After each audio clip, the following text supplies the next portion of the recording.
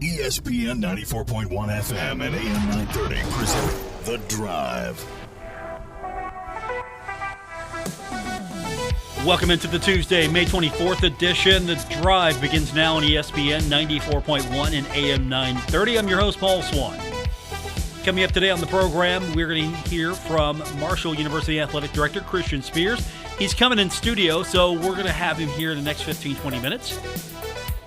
He's beginning his drive now as we speak, or at least that's what I've been told, so he's being escorted over. I think it's like a presidential escort here. I don't know if Marshall Police with the motorcycle cops will usher him down the street to get over here. It would be I would flex that if I could. If I could get Marshall University police cars to just escort me from point A to point B, if I was, say, Brad Smith or I'm Christian Spears, I'm doing that. So if you see some Marshall Police screaming down the road here in the next few minutes and you're out and about, that's me. That's because of me. So he's coming in the program here in the next few minutes. I'm looking forward to talking to him. We got a lot of things to catch up with. I've got some interesting questions from you, and I want to thank you all. You were on Twitter yesterday giving me some good stuff, and you can still jump in. And if I can't get to it, I will save it. But we had some really good stuff come on Twitter today, and we talked about a little bit of it yesterday. I thought, one, the funny stuff was funny. And I don't know if this is even funny. This is probably serious, but it was kind of funny. You know, when are we going to retire Steve Cotton and Keith Morehouse's jerseys? And, of course, yeah, they're excellent broadcasters. They have a strong connection to Marshall University. So, yeah, something in the future to honor them always would be appreciated. And, you know, that was fun. I appreciate that. What's the favorite restaurant of Christian Spears? Where does he like to eat? Is it Tudor's? You know, does he like Oscars? You know, is there someplace else he's liking? You know, those are some of the hard-hitting questions you asked me on Twitter. And then we have some really good stuff here. As far as you want to know about the baseball park, you want to know about scheduling, maybe moving. This was interesting, moving the basketball student section to one of the sidelines like he did at Pitt. So we're going to try to get through all of this stuff, and we'll get more of your questions, and you can find me on Twitter at Paul Swann. So just add to the thread, and I will try to get all of it in. And, of course, I've got some things I want to talk to him as well about. Sunbelt meetings. I want to get his thoughts on what happened, how the Herd represent, you know, what were some of the ideas that came out that maybe Marshall can implement, what are some of the things maybe Marshall brought to the table, you know, what are some of the things that, you know, Marshall's looking to do as far as adding to this league and this conference. And of course, you know, we'll talk about the elimination of divisions. Those are things that are happening across the college landscape, but not in the Sun Belt, because the divisions are what make the Sun Belt, I think, very attractive. Not that you couldn't have a conference in football without divisions and still not be something that's exciting. At the same time, though, I like the division. So we're going to talk about all of that. Get your phone call later on in the program as well. We got a lot to get over. I'll tell you this, football is getting a lot interesting. I saw this. This was interesting yesterday. This was on Twitter. Noel Devine, former West Virginia University standout, tweeted, "Let's go Herd." And you're like, what's going on? Why is Noel Devine tweeting, "Let's go Herd"? Well, Andre Costa, he is a defensive back, wide receiver, running back, you know, little combo of everything, tweeted, "Blessed to receive my third offer from Marshall University." So Noel quoted the tweet and said, "It's amazing. My boy got an offer from Marshall, a school in West Virginia, one of our rivals, but not WVU football." And that was at WVU football. "Let's go Herd. Blessings, my boy." So that was fun. That was interesting. But you're going to see Marshall offer kids, and then you're going to see responses like that. That's just going to make it a little bit more fun. Again, not everybody can go to Marshall University. Not everyone is high enough caliber of a player to play for a Marshall or a West Virginia. You know, you can't maybe compete in the Big 12, or you're not a player that could elevate Marshall, help Marshall win the Sun Belt and try to, you know, shoot beyond the Sun Belt. Sun Belt's a really good league. So not every player in the state of West Virginia is going to get an offer from West Virginia or Marshall, but that's funny. Noel Devine tweeting out, "Let's go Herd." So I hope someone screenshotted that. could frame that a little bit. Just keep that in line. You see, it can be fun sometimes. It can be fun. You can be friendly. It can be fun as far as rivalries are concerned. That was interesting. I bet he gets an offer now. Like, hey, blessed to receive my 4th offer from West Virginia. They got to number them too. Like, this is my first offer. This is my second. Blessed to receive my 5th. It always got to be blessed. The emoji. Got to have the emoji. Always blessed. I mean, if you don't put blessed in it, you're not doing it right. And if blessed isn't in it, then it didn't go through the proper vetting. It didn't get screened. Blessed has always got to be in the tweet. Always blessed. And it's a good deal. I mean, it's a good deal for these kids to be able to put that stuff out there. I mean, they probably do feel blessed, but that's just so we've seen it now. It's overplayed. I don't know what more I can say. Blessed. I'm blessed to be doing this show today. I want to put the emoji out there. # blessed. So, Marshall baseball, some good news there. Marshall Jr. Luke Edwards named to the All-Conference USA first team. Started in all 55 games for the Herd. Led the conference with 84 hits. That is second most all-time in a season for Marshall. I mean, Marshall did not finish well in the conference, but yet Edwards led the conference with 84 hits. If only there could have been a little bit more offense surrounding him. Imagine what Marshall could have been able to do. He had an on-base streak of 61 games. That started near the end of last season, lasted all the way up to the final series of the season against FAU. So his average was .364.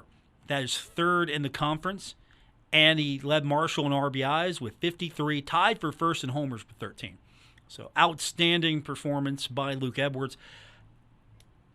I'm not putting this out there because I know anything. I'm not saying this because I have some inside info, but I hope he stays. I don't want to see his name in the transfer portal. I'd hate to see that happen. I don't want to see, again, the transfer portal giveth and the transfer portal taketh away. So I'm not putting that out there only because I have some info here and I'm priming the pump here. No, I don't want him to go. I like to think that maybe Marshall can get this thing turned around. We're going to ask about the baseball park. Yeah, it's not, Rome wasn't built in a day, as cliche as that may sound, and neither will the baseball park. But if you're going to do it right. That's the only thing I ask. If you're going to do it, just do it right. Build it right. Have it in the right place. Have it built to the right specifications.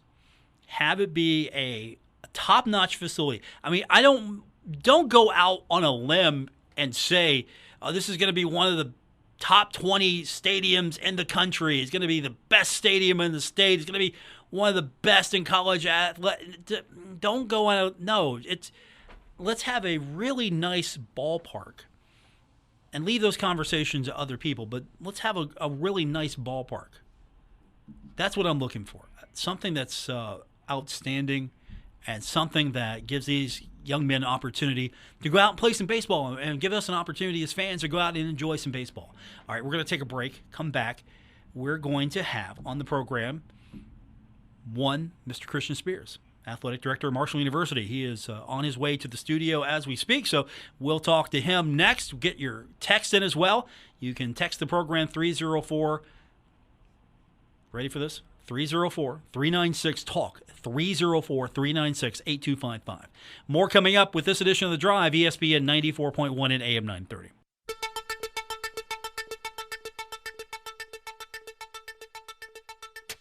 This is The Drive with Paul Swann on ESPN 94.1 FM and AM 930. Welcome back to the Tuesday, May 24th edition, The Drive on ESPN 94.1 and AM 930. We have got a full house here, and he got a presidential escort like I talked about earlier. Marshall University Athletic Director Christian Spears is here. Did you have the Marshall Police escort you in?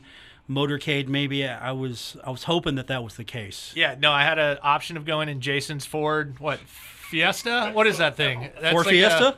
Is it a Ford Fiesta? Boost. It's an EcoBoost. EcoBoost? Right? And instead we jumped in my car, and I drove him here. But, we do need to say a fond farewell to our friend Jason, right? I think he Yes. accepted a role at Tulane. A lot of leadership here over, is it 12 years? I think it's 11. And going to take those talents to Tulane, and we're going to have a tough time replacing him. My question is he secretly infiltrating the Sun Belt from his secret base at Tulane University? They are in New Orleans, right? Yes. And they're headquartered there. Right. So I do expect to get firsthand information before everyone else in the league does. But it was supposed to be a secret, but thanks for letting it out of the bag. Yeah. I mean, it was just obvious. It's really the worst kept secret going. Yeah, you kind of saw it coming, didn't you? Yeah, exactly. Yeah. Like, let's see, he's going to be in New Orleans. The Sun Belt Conference is in New Orleans. Right. He's a loyal member of the Herd family. Yeah. No correlation there whatsoever. And Burn all your material for tomorrow. Okay, I'll save the material for tomorrow. By the way, he's coming on the show tomorrow, so he's doing it. He told me. Yeah. Right. So I know I'm still in a little bit of his thunder, but yeah. Nice farewell for him. Right. Thanks for doing that. Hey, I all I know is that Bill Cornwell. This is for Jason's benefit. Bill Cornwell will probably be here tomorrow for Jason. Yeah. So Bill was our guest at the gala this Yeah. past weekend at the president's table at Marshall, and he entertained our athletic staff quite nicely. So. Did he and dance? No, I think it was more the joke telling, but I think there might have been some fun at his Okay. expense. But there's always fun at the expense. Yeah, but right. he's a good sport about it. Yes. All I knew is he was telling me about the gala, and he was telling me that apparently you two are text buddies now. we do text a little bit.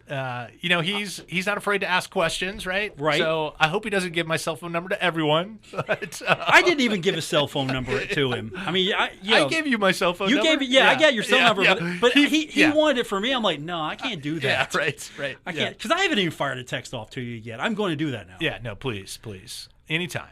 So you've been busy these last few weeks. You're this athletic director job. It's a new thing you've taken at Marshall University, and you've probably now had a few weeks to kind of get a feel for everything. So where are you at now as far as taking a good look at where you're at, where you work, what you have to work with, and what you want to do? Yeah, I just got back from Sunbelt meetings down in Florida, right? And I got a chance to size up the competition, right? I got to meet all of the football coaches, basketball coaches, athletic directors, senior women's administrators, the league office. I got to see what Marshall is going to compete against and meet the people who lead those programs. I can tell you firsthand, we can win this league. We could be so good in this league. We've got work to do. There's no question. But we have arguably the best leader you can possibly hope for in Brad Smith. Our president is so extraordinary. And when I compare and contrast, right? It's no different than, what's your offense, what's your defense, how's good as your head coach? We have an exceptional leader at Marshall. So we have a chance to be really good in this league. And I left super confident in our ability to compete at a high level. I don't think Coach Huff loves that we got preseason pick number 1 in the league. I don't think he loves that, but I do. and I do think we can do that. You could put that out there in some billboards just to really emphasize the point for him. Right. Just put the pressure on him. I'm sure he's really going to love this conversation once it gets back to him. So we had. We talked about it. Okay. Believe me. Yeah. Okay. We talked about it. He's well aware. Oh yeah, he's trying to set the bar a little lower. I'm not letting him. Right. But we're gonna have some fun with that banter. So is there a point where you look at him and say, "Look, Coach, we've closed the gap"? Do you have that conversation? We've closed the gap. Yeah, right. Yeah.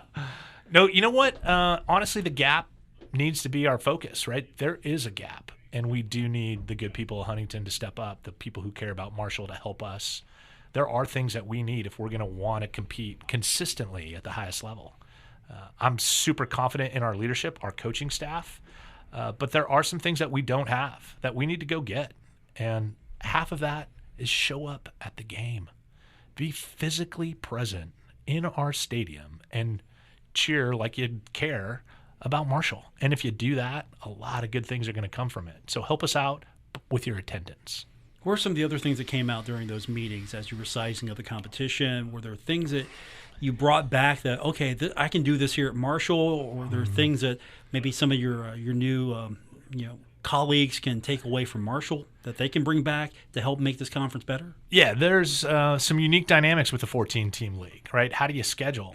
It's not as easy as you think, especially when you plug it into all the different models, a volleyball scheduling model, a basketball scheduling model, a football scheduling model, crossover opponents, how many times are you on the road, how many times in a row are you at home? There's some unique dynamics involved in a scheduling model, and everyone has a different opinion, right? Do you split up weekends, right? Where, on Friday night you're at home and on Sunday you're away.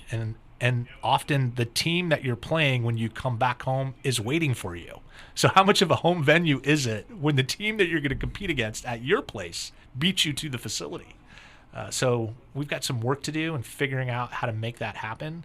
So the first year is going to be a bit of a learning curve. They've already established their scheduling model without the input of all of the athletic directors. And now we get to shape it, right? So we'll live and learn for a year, and I think we're going to be better for it. Some of the other things that have come up in college athletics, I'm sure, were addressed at these meetings, were the elimination divisions. Yeah. That's something that if the conference wanted to go that route, it can now and set its own dynamic for how to run its championship game. Conferences are saying, yeah, we want to get rid of divisions. We like this. The Sun Belt, however, yes, I feel is a division league. It's stronger with its divisions. What were the conversations like there? Yeah, Keith came out pretty strong. Keith Gill, the commissioner of the Sun Belt, and I want to see how our East-West model looks. I want to have a championship experience with the best team from the East playing the best team from the West. And if you look at our league, our side of the league, it's loaded. It is loaded. I'll say it out loud. The East is better than the West, right, in terms of the configuration. So if we win our side, we're in pretty gosh darn good shape. If we fall short of that someday, but we're the second best team in the league and not playing in the championship game, gosh, I'm going to switch sides pretty quick on this deal, right? So I think he was supportive of a look-in opportunity for us. Let's have our championship game experience this year, and let's determine whether or not it's withholding us from greater opportunities. Imagine a scenario where we have two teams that are undefeated on our side. We play each other at the end of the season. Both teams are vying for a special spot, a college football playoff spot.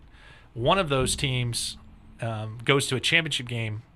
You would want both teams to still be in the running. And in order to do that, we might have to play each other again, right? The Pac-12 made the decision to go best percentage, right? And that's not a well-organized league often, right? So let's take a look at our league and do what's best for it.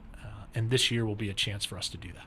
Joining us on the program, Marshall University Athletic Director Christian Spears, and we are going to take some of your questions. I've got a list of questions, and you probably saw some of them on Twitter yesterday. It's a popular thing we do. We've got some fun questions. We've got some, I don't know if they're fun, but we've got some interesting questions, to say the least. So we'll go over what we can and ask you some of these. I mean, some of them are easy. They're softballs. I'll throw this one at you right now. What's your favorite restaurant in Huntington so far? That's an easy softball question. Oh, gosh. Or is it? I spent a lot of time at Backyard because I lived in the hotel right for a little bit across the street, the Delta, our official team hotel. So I must have gone there 6 out of the 10 nights, right? So that became my early favorite, and the bartender there became a friend. And, they already knew what I wanted when I showed up. Did you make him a season ticket holder? I made a couple of the people that I sat with season ticket holders. Okay. But I didn't make him a season ticket holder, so I got some work to do there. Gosh, that's a really good question. I don't know if I've decided yet. I have Christopher's. I had a great meal there. 21. Right. I had an unbelievable meal when we were recruiting someone for a position. I haven't decided yet. Can I? You can get back to me. Yes, you can get your current sports information director or your future sports information director to maybe outline some of the restaurants that are also sponsors of the Thundering Herd. Right. So, because you want to play favorites. You do. Right. You do. Yeah. So if you're not a sponsor of the Thundering Herd and you want Christopher to, you want Christian to come eat at your establishment. Here you go. Here you go. Yeah. I am still by myself. My family is still in Pittsburgh. This is day 73. I've eaten out quite a bit. Right? So I get it. Yeah. So I have yet to pick a favorite. He's working on that. All right, we've got more questions. We've got some serious and we've got some not so serious. We'll ask all those when we continue. And we'll get your text in as well. 304-396-TALK, 304-396-8255. More coming up on this edition of The Drive, ESPN 94.1 and AM 930. We're taking Paul Swann everywhere. Download or subscribe to The Drive with Paul Swann on Apple Podcasts, Spotify, or wherever you get your podcasts. Welcome back to the Tuesday, May 24th edition, The Drive on ESPN 94.1 and AM 930. Our producer this afternoon, Christian Palmer, he's got his Pittsburgh hat on today, his Pirates hat. The Pirates won yesterday, so he's excited. He's got his Pitt Panthers hoodie on today.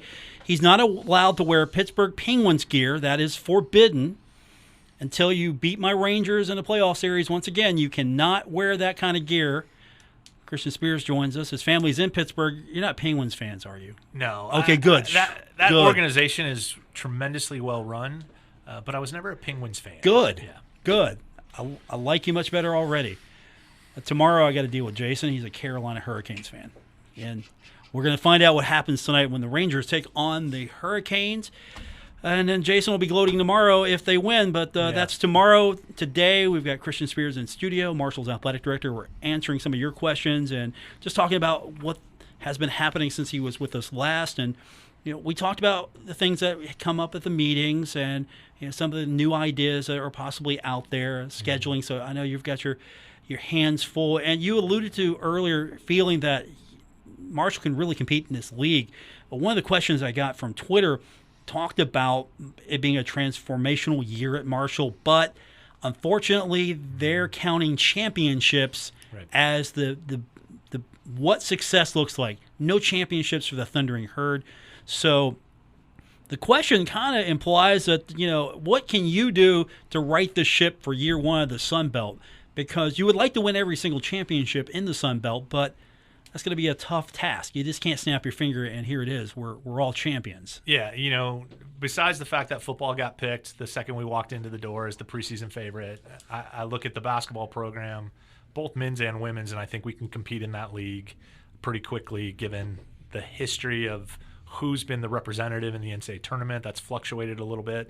There isn't this program that you're just, oh my gosh, what are we going to do when we get there? We can't compete with them. We can compete with every school in that league in every sport, in my opinion. It's tough to win a league on the way out of the league, right? There's some calls that you see. I don't think the Conference USA wanted Marshall to be their representative once that announcement was made that we were going to make the break. I don't think they wanted any of those schools to be their conference champion once their announcements were made. It's tough to win a league on the way out. It doesn't change the fact that we got work to do, right? Clearly, we all define success by winning, right? And we will too, when we're all now working together. So it is a disappointment, but I know our coaches and student athletes gave a lot this year in a very difficult transition, still coming out of COVID with new leadership. And we're going to be better for it in the Sun Belt, learning these lessons that are important on how to avoid having a lack of success. And I'm confident you'll see a rise in our programs in the Sun Belt. I think the only other major question I want to make sure we get to from Twitter before we get to some of these other ones, this is the big one. And a lot of people are interested, still want to know, and you get it, I'm sure, every day. What's the update on the baseball stadium? What's the deal? What property is going to be chosen? What's it going to look like? When's it going to be built? All of this. And I don't know if you have a ready-made answer for when it's all going to come to fruition. I still don't. Our next board meeting is June 16th. I know our Board of Governors has to bless whatever we do. When I took this position, I gave myself an artificial deadline of 50 days, right? I want to have a solution, a resolution, an idea, a location, a timeline, and I don't, right? So I'm 23 days delinquent on my own goal. And suddenly I'm wearing this, right? This decision that's been lingering in this community, some say decades, definitely over the last 3 years where it's been really picking up steam, where we've actually had 2 groundbreakings. And so how do I overcome this history and now make this Brad, myself, our team, this board, our charge, right? And a lot of that alignment has happened. Every single person at the university is dedicated to making this baseball stadium happen. Every person in the city that I've been connected with, from the mayor's office on down, is dedicated to making this stadium happen. It's just difficult to get everyone aligned on purchasings of properties and board approvals and alignments of construction and cost differentials, and we are working through all of it. It is going to take longer than I anticipated, and I think maybe even that Brad anticipated. But both of us are the kind of people that will not stop until we have the resolution, and I feel like we're closer than we were 73 days ago. And I've learned a lot about why it wasn't successful the first two times, and so I'm really confident that we're not going to screw it up the third time. Yeah, and I know City Council recently authorized $8 million. How helpful is that into making this a reality? Because you got to have money to build this, obviously, and whatever property it's going to be on, you've got to prepare and you've got to clear the way for this facility. $8 million, I'm sure, goes a long way to making this actually a nice, state-of-the-art, top-notch facility, which I'm sure we all want. Yeah, it's an extraordinary show of confidence, right? We're a third way there. That's what I like to, if we build a $25 million stadium, we're a third. We've got a third. It's in our bank. They've already provided it. We're already ready to go. So that isn't the objection, right? Hey, you don't have the financials to be able to do what you want. We do, right? The objection is, how do you get access to all the properties and how do you get board approval? And that's what we've got to focus on. And we're so close. We're so close. I can't wait to announce it to this community. How far are you along as far as what the baseball park's going to look like? I know that's going to be a question that comes up. You can't reveal that obviously today, but you got a pretty good idea if everything comes to way you want it to be. Once you have the meeting, you get the okay, you have a pretty good idea what this is going to look like, how it's going to lay out. We're going to have so much opportunity on the design side. It's pretty exciting when you think about it. We are going to compete in one of the best baseball leagues in the country. The Sun Belt is extraordinarily good on the baseball side, and the facilities that our league schools play in are extraordinarily competent facilities. So we have this responsibility to make sure that we measure up, right? So we're going to do that because I want to win this league, right? So we've got to compete and recruit these kids. Things are happening in the baseball legislation world that could totally change the game. There's NCAA concepts being talked about where every single baseball student athlete is on a full scholarship. Imagine if we had 30 kids on full scholarships, right? We better be ready to compete, and our facility better be pretty gosh darn good if we want to win, because everyone else is going to be doing that. So we're going to take our cues from, I've decided that I'm going to call the Sun Belt SEC Zero Sugar, because there is a lot of folks trying to win at the highest level in the Sun Belt. And they're affiliated in these regions that are associated with the SEC. I just kind of like the idea of zero sugar, right? We definitely don't have any of the sugar. And the SEC is probably pure cane sugar, right? Right. Oh, yeah, right? Most definitely. Yeah. Most definitely. It's not the fake one, right? So Christian Spears joins us. That is a great place to take a break. We'll come back. We got several more questions lined up. We'll ask them. If you've got any input on this, you can find me on Twitter at Paul Swann. The text line is open as well, 304-396-TALK, 304-396-8255. More coming up on this edition of The Drive, ESPN 94.1 and AM 930. This is The Drive with Paul Swann on ESPN 94.1 FM and AM 930. It's our final segment of today's edition of The Drive on ESPN 94.1 and AM 930. Paul Swann, your host. I've got Christian Spears, Athletic Director of Marshall University, with us in studio. He has been asked to answer a lot of questions, and he has done so like a champ. And I don't know if this is going to be the lightning round, but we've got a lot of different questions, so I'm very pleased with what we got so far. Basketball has come up a lot, and scheduling, that's always a concern. People want to know what you're doing. So I think we touched on this before. You really don't have an opportunity in football, at least, to start looking at out-of-conference opponents until a few years down the line. How are you approaching that? Because you got to schedule early, obviously. So, what's that looking like so far since we last spoke? Yeah, on the basketball side, it's a little bit different, right? You're scheduling for a new league, right? The Sun Belt, and we know who our conference opponents are. In the non-conference is where we get to have some fun, right? So how do we help the Sun Belt become a two-bid league? And some of that has to be on how you schedule in the non-conference. So the way they do it, when you get into the room in the men's basketball selection committee, they call it the nitty-gritty. And quad 4, quad 3, quad 2, quad 1. How many wins do you have in each of those quads? Quad 4 wins don't count, right? If you lose a game there, you almost get eliminated from NCAA consideration.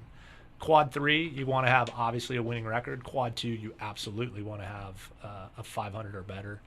And quad 1 can look really favorably upon you if you can get a win, if you can sneak a win. So we are littered with 2s and 3s and a handful of 4s because we want to get some momentum with the guys and start feeling what it's like to be successful. I really like our schedule. And there is going to be some teams in the non-conference that will win their leagues, which is always a benefit come tournament time. Because when we beat them, we'll have a tournament win on the resume when they go into those rooms. And that'll be a nice opportunity for us.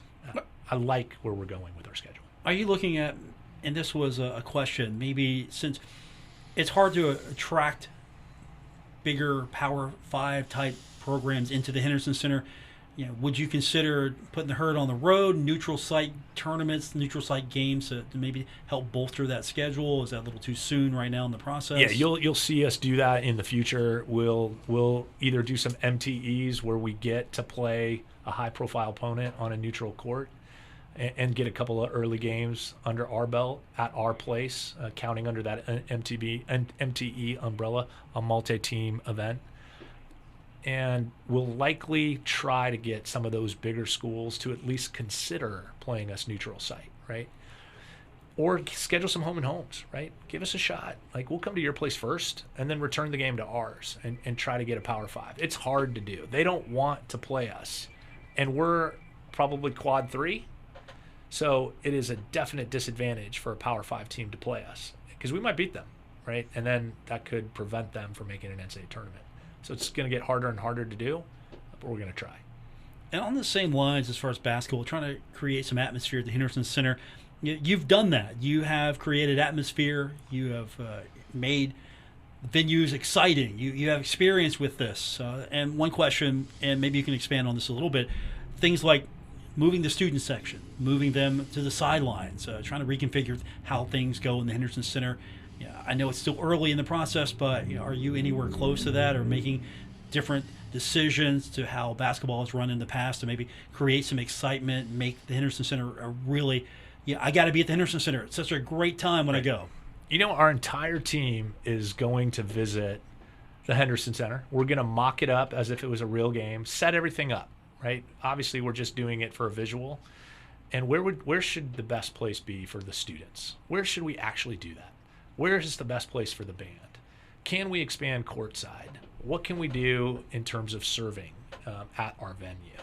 Can I add brand new courtside baseline tables? Do we still have enough room for the dance team and the cheerleaders, right? These things are all going to happen in the next couple of weeks with our entire team, and we're going to make decisions on how we want that configuration to happen. And then we're going to share that with people because it will disrupt season ticket holders, right? What if we decided to move the band to a different baseline, but there's 50 sold seats there? I've got to have people who understand why we want to move the band and convince them that this was a good decision for Marshall basketball. I'm hoping they agree. Right. And we'll find them a better seat, right? So we'll do that as a team here in the next couple of weeks and then share that with our community. Christian Spears with me, Marshall University Athletic Director. Basketball is obviously something that a lot of Herd fans are passionate about, but some of the other things that Herd fans are passionate about are creature comforts. So football season is going to roll around quicker than we realize. And I know it's a long-term vision. You have ideas we've talked about as far as creating a better experience at the Joan. I always get this question, hey, what kind of food vendors are we going to get at the Joan? And you haven't even committed yet to a favorite restaurant, let alone favorite food vendor here. So that's, I'm sure, just something little in the grand scheme of things as far as trying to figure out what the best experience is going to be for football, like you talked about for basketball. We have a campus partner, Sodexo, and we took the time to meet with them and their general manager on campus and asked him specifically, what are the vendors that are coming into the space, right? They get to contract some of that on behalf of the university as their role as the concessionaire. They get to decide what beer we serve, for gosh sakes, right? And where it's served and which locations and how many taps and opportunities that are there. So I'm obviously looking to expand that and work with them holistically to figure out what are the differentials that we can bring to our experience, right? What are some local vendors that we can bring in? What are some new food items that we can utilize? They're motivated to look at it and think differently, and so that's super encouraging. So more to come on which ones get selected, and I'm confident Sodexo is going to be a great partner for us. I am. And some of the other things we've talked about, and a couple of people asked for just an update on how you're going to be handling, for example, third-party ticket resale. Yeah. I know you mentioned that last time we spoke. I don't know if you've got that just ready to go right now, but yeah. No, we do. It's in our fund purchasing and procurement process. Even though someone's paying us, it's still a purchasing and procurement process. I've yet to get a fully good explanation on that, but I'm going to go ahead and believe that that's our process. So we will get that contracted and done appropriately. But essentially, a company is going to be buying a significant amount of our season tickets and then reselling those tickets on the secondary market. And what's great about the secondary market, when the Appy State fans and the Coastal Carolina fans and the Louisiana fans show up for our game, they're going to buy it from the secondary market because they're going to want to have their ticket on their mobile device, and they're going to want to make it as easy as possible. So guess what? They're going to pay more for the ticket, and it's a win for everyone, right? And not only do we sell the season ticket ahead of time, but we also get a percentage of the incremental on the secondary market sale, which is just extraordinary. So it is a 10-year agreement that we're looking to establish, and it will generate $1 million for Marshall over that 10 years. So I'm super excited about announcing that one when we get that completed. Marshall University Athletic Director Christian Spears is with me. Okay, this is one that I wasn't sure how I wanted to go about this, but I'll go ahead and ask it. I got the LinkedIn email today letting me know that there was a position open. General Manager, Thundering Herd Sport Properties is open, so LinkedIn thinks that I should apply. That's a tough job. I don't know if I can apply for that there. I mean, I'm sure the pay grade would be an increase for radio, but still, that's a tough job. And you have negotiated these contracts in the past with sports properties, and I don't know if the person that asked this question understood exactly what Learfield does, but the question was, you've signed with JAMI Sports in the past to help with corporate sponsorship, multimedia rights, and would you try to do the same for Marshall? And at the same time, you have an opening here with Learfield. I thought this might be a great way to maybe put the two together. Just talk about what Learfield actually does, what you would do in that situation, because the contract's still going on right now. You just can't snap your fingers and go, okay, we're done. I'm going to switch partners, if you would even want to, because when the contract's up, everybody's got to rebid. Yeah, exactly right. One of the most important revenue streams for any athletic department is your MMR deal, your multimedia rights deal. They essentially have access and ownership of our IP. All of our trademarks and logos are theirs. And they go to market on our behalf and try to convince people to partner with Marshall and commingle our brands. I absolutely love the MMR space. There is such great opportunity to connect with our community. And there are a lot of people in this community who have made a sincere commitment to Learfield, to be the official for Marshall, to have a designation, to use our IP. And that group is super important to me personally, to our department holistically. And then there is a guaranteed revenue stream that Learfield provides us. So the GM has to be a rock star, right? We've had George Smalley for a number of years. He's got an opportunity at another organization to lead it. And, we're going to miss him immensely. He's been a special steward to the Learfield, to Marshall. He's been here twice, left, went to Ohio State, come back. So his opportunity to progress professionally is great for him, and I'm excited. But I'm also excited for us to hire a new GM and get some new energy, some new ideas, some new initiatives, and continue our partnership with Learfield. We got 3 years left on that contract that was signed prior to my arrival. You know what? I did a $106 million deal at Pitt in our MMR space. So I absolutely love that space, and I think we can generate more revenue. I really do, more guaranteed revenue. But we're in a 3-year contract with Learfield. We're going to honor it and see what happens and how well it develops. And we have a guaranteed revenue stream that is quite good and quite competitive within the Sun Belt. Christian Spears is with me, Marshall University Athletic Director. We're going to get you back in here real soon, hopefully. Is there anything maybe, I'll leave the floor open to you, anything maybe that you want to talk about? Maybe tell us about when the new turf is going to be at the football stadium and why is the end zone going to be black. I'm trying to get that. Oh, yeah. I'm trying to get that You out. see how that is? See, he had the controversial one right out of the gate. Right. Hey, so somebody on our team that's leaving us and somebody else on our team, Chuck, had this great idea to go out to the fans and ask them their opinions. Right. And guess what happened, Paul? Controversy. They gave us their opinion, and it's all over the place, right? So some people think the end zone should be white. Like, forget about green, right? Right. Forget that school color, green. Who cares? So, we listened to all the fan vote. We listened to all the feedback, and we made changes based on the fans' feedback. So you're going to see black end zone, at the Joan, and gosh, the green and white looks great inside of it. It does. It just pops. There are people who wanted us to put, a tribute to the 75 on the field. We put it off the field. There's NCAA rules regarding other numbers on the field other than the hash marks. So we couldn't do that, but people were adamant that should be in the center of the field, right? So it's hard to respond to everyone and tell them, hey, I don't disagree that would be a special honor, but we can't do that, right? So how do you take all their feedback, make the wisest decision, do what's best, get the guys motivated, look good on TV? And then the most important decision was making sure the Sun Belt logo was on the field and not the Conference USA logo that people just tended to forget, right? So that is going to happen. Okay. Two-tone on the yards. We're going to have different shades of green inside. Come on.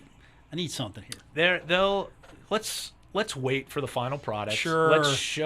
Let's give people a reason to show up at the field. Okay. Right? And see it live and in person. Okay. Yeah. I see the marketing event teasing the product. Yeah.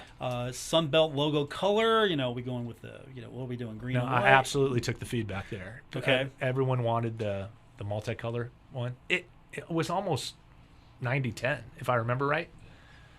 Just under 90, right? So it will not be white. It will be multicolored, green and black. Okay. Yeah. Those are the important questions that we asked. No, it is important.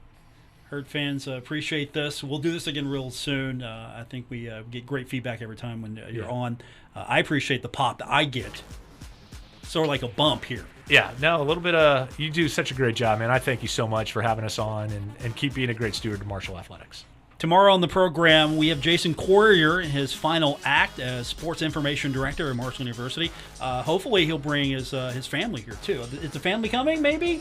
They'll be here in spirit. Okay. I mean, it's Team Courier after all. For our producer this afternoon, Christian Palmer, wearing his pit gear today to make the athletic director happy. I mean, you could have worn Marshall gear. He is the Marshall Athletic Director now. I get it. I understand.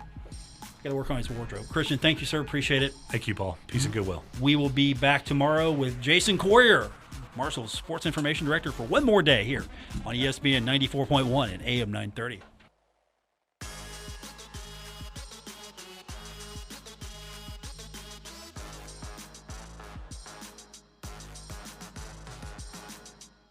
WRBC Huntington, W231BS Huntington, broadcasting from the Oscars Breakfast Burgers and Brew Studios. This is ESPN 94.1 and AM 930.